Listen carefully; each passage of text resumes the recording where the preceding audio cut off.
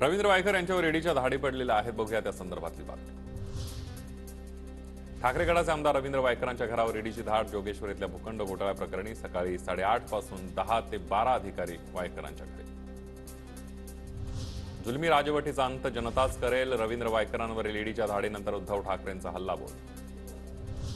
कर नाही त्याला डर कशाला. मुख्यमंत्री एकनाथ शिंदेंची वायकरांवरील ईडी कारवाईवरून प्रतिक्रिया. चौकशीतून दूध का दूध पाणी का पाणी होईल. राजकीय हक्कापोटी कुठलीही कारवाई नाही, शिंदेंनी केलं स्पष्ट. दिल्लीतलं सरकार बदलत नाही तोवर धाड सत्र सुरूच राहणार. रवींद्र वायकरांच्या ईडीच्या धाडीवर शरद पवारांची प्रतिक्रिया. रवींद्र वायकरांनी माहिती लपवली, हिशोब तर द्यावाच लागणार. वायकरांवरील ईडीच्या धाडीनंतर सोमय यांची टीका.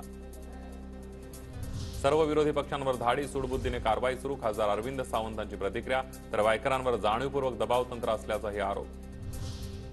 यंत्रणांकडून ठराविक पक्षातील लोकांवरच कारवाई. आधी आरोप असणारे नंतर उपमुख्यमंत्री आणि मुख्यमंत्री झाले. ठाकरे गटाच्या किशोरी पेडणेकरांचा निशाणा.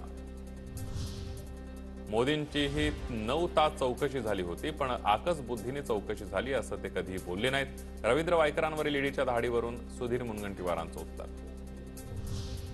रवींद्र वायकरांविरोधात ईडीकडे कागदपत्र असतील म्हणून ईडीची कारवाई. मंत्री धर्मराव बाबा आत्राम यांची प्रतिक्रिया. तपासात सत्य बाहेर येईल असंही वक्तव्य.